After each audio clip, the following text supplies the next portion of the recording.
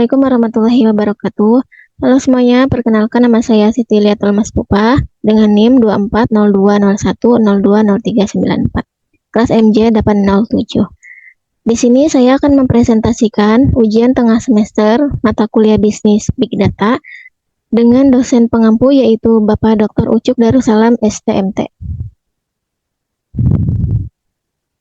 Baik, di sini ada daftar pertanyaan. Adapun beberapa pertanyaan pada UTS ini yaitu yang pertama, carilah suatu model bisnis yang dapat dijelaskan atau digambarkan ada proses sistem informasi yang sudah berjalan.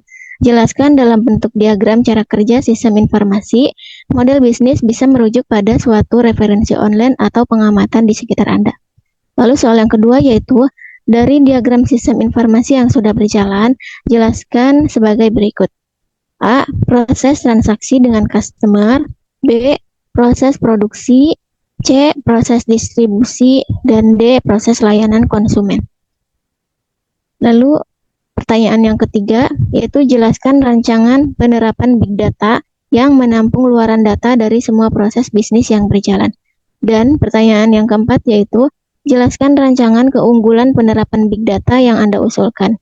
Metode Big Data yang diusulkan bisa mengacu pada referensi jurnal dalam satu paper.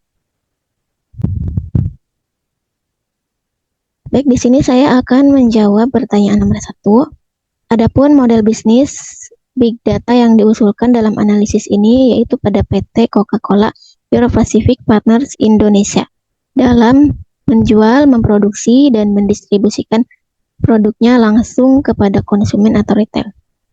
Nah, di samping ini ada diagram sistem informasi yang sudah berjalan pada PT Coca-Cola Euro-Pacific Partner Indonesia yang kemudian akan dijelaskan poin-poinnya pada soal selanjutnya, pada jawaban selanjutnya.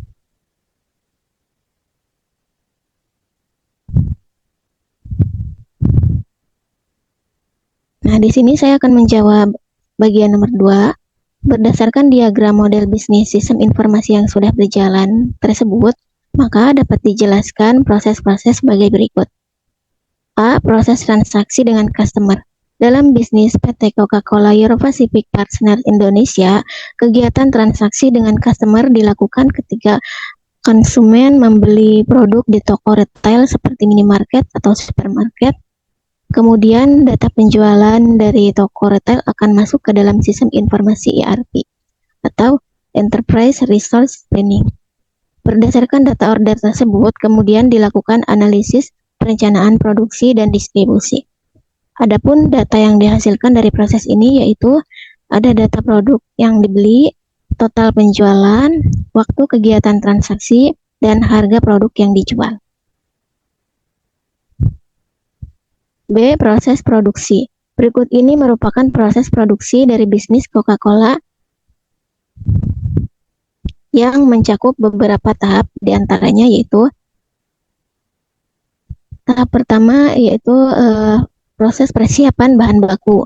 Lalu dilanjut dengan proses pencampuran bahan baku atau yang disebut dengan mixing, dan kemudian dilakukan pencucian kemasan. Setelah itu pengisian minuman atau filling, lalu penutupan botol, selanjutnya proses penerapan kode produk, dan selanjutnya pemeriksaan kualitas produk sebelum didistribusikan. Dan proses produksi terakhir yaitu dilakukan pengemasan produk. Adapun data yang dihasilkan dalam proses ini yaitu yang pertama ada data hasil jumlah produk harian, lalu yang kedua pemakaian bahan baku, yang ketiga hasil dari quality control, yang keempat kapasitas produksi, yang kelima downtime atau waktu berhenti mesin, dan yang keenam yaitu data produk yang gagal.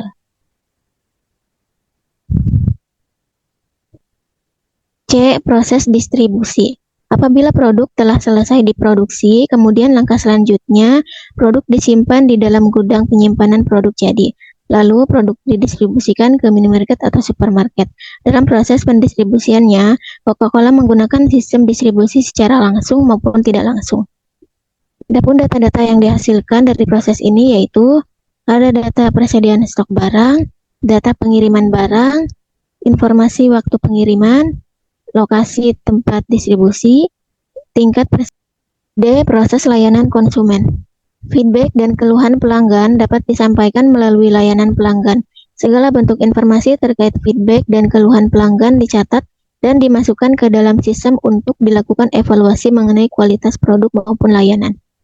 Nah, di sini data-data yang dihasilkan yaitu yang pertama feedback dan keluhan pelanggan, kedua rating layanan dan produk, ketiga kepuasan pelanggan, dan keempat yaitu riwayat perusahaan dalam menangani masalah produk.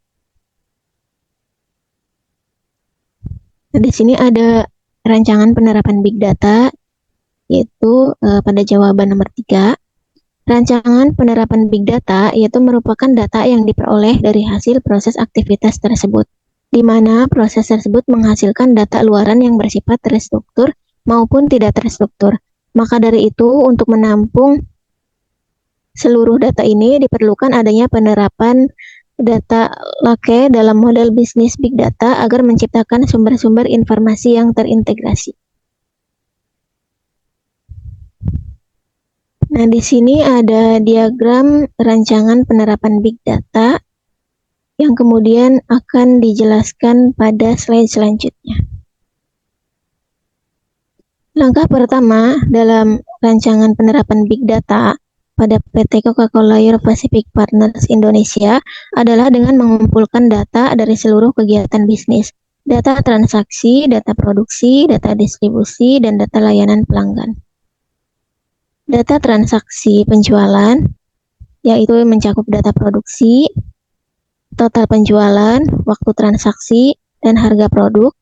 Lalu data produksi yang mencakup hasil produksi harian, downtime mesin, hasil quality control, dan total produk gagal.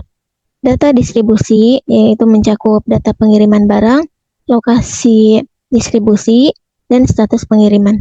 Nah, seluruh data tersebut disalurkan secara real-time dengan menggunakan alat bantu Apache Kafka menuju pusat penyimpanan data lake. Sementara data produksi, data distribusi, dan data layanan pelanggan yang mencakup penggunaan bahan baku, kapasitas produksi, persediaan stok, tingkat ketersediaan produk, feedback dan keluhan pelanggan, rating produk dan layanan, kepuasan pelanggan, serta riwayat penanganan masalah terkait produk diintegrasikan dengan menggunakan alat bantu Apache Navi menuju pusat penyimpanan.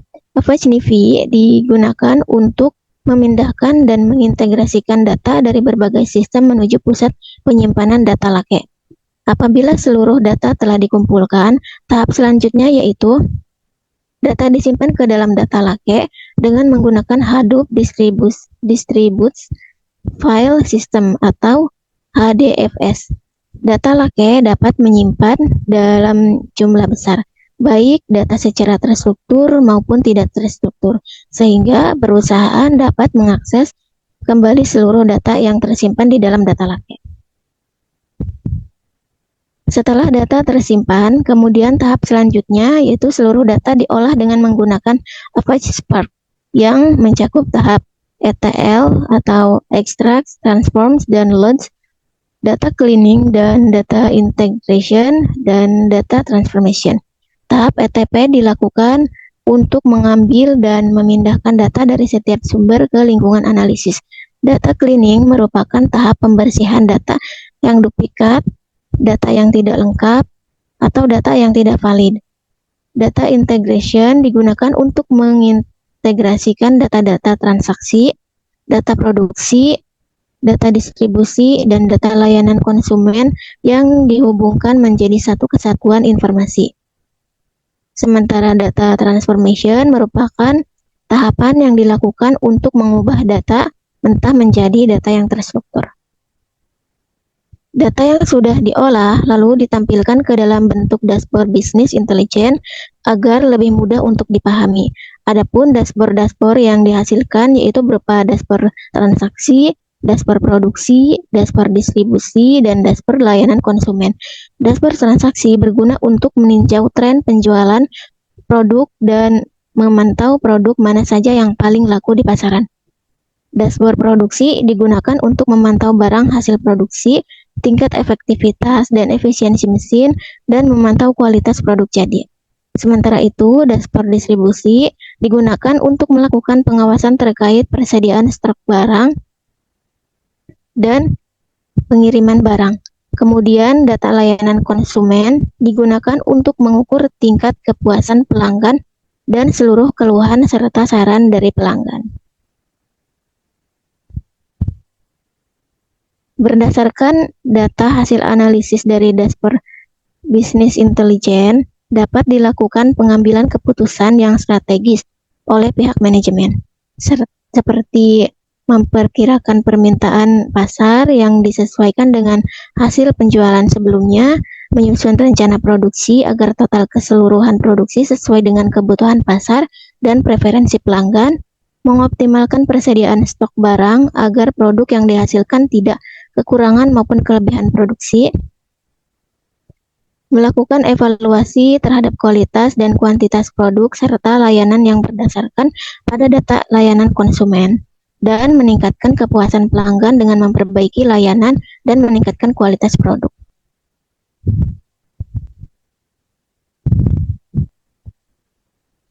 Nah, di sini saya akan menjawab pertanyaan yang keempat, yaitu terkait rancangan keunggulan penerapan Big Data yang diusulkan. Berikut ini merupakan rancangan keunggulan penerapan Big Data yang diusulkan pada PT Coca-Cola Euro-Pacific Partners Indonesia, yaitu yang mencakup sebagai berikut. Yang pertama, ada prediksi permintaan. Prediksi permintaan produk dapat dilakukan dengan memanfaatkan data riwayat transaksi untuk memperkirakan kebutuhan dasar di masa depan. Hal ini dapat membantu manajemen dalam mengambil keputusan strategis dalam proses pengadaan bahan baku, sehingga perusahaan dapat menyesuaikan jumlah produksi tanpa harus mengalami kekurangan maupun kelebihan produk. Yang kedua, optimasi produksi. Optimasi produksi dapat dilakukan dengan memantau penggunaan bahan baku, kapasitas produksi, dan jumlah produk yang gagal. Sehingga dengan adanya permintaan proses produksi yang lebih optimal, dapat meningkatkan efektivitas dan efisiensi produksi. Lalu yang ketiga yaitu pengelolaan stok yang lebih efektif dan akurat. Data transaksi dengan customer, produksi, distribusi, dan data layanan konsumen yang terintegrasi dapat memungkinkan perusahaan untuk memantau persediaan stok barang secara real time, sehingga perusahaan dapat mengurangi risiko kekurangan barang maupun penumpukan stok. Yang keempat, peningkatan kualitas produk. Peningkatan kualitas produk dapat dilakukan dengan menganalisis data hasil quality control dan data keluhan pelanggan untuk menemukan penyebab dari kegagalan produk, sehingga dapat meningkatkan kualitas produk dan loyalitas pelanggan. Yang kelima, peningkatan kepuasan pelanggan.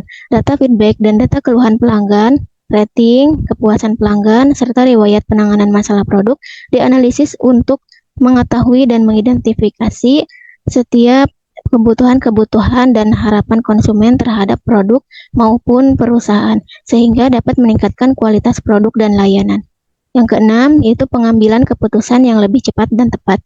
Dengan melalui dashboard Business Intelligence, manajemen perusahaan dapat memperoleh informasi secara real time, sehingga seluruh keputusan yang terkait dengan data transaksi dengan customer, produksi, distribusi, dan data layanan konsumen dapat dilakukan dengan lebih cepat dan tepat. Baik, itu saja presentasi saya kali ini. Mohon maaf apabila ada kesalahan. Terima kasih. Wassalamualaikum warahmatullahi wabarakatuh.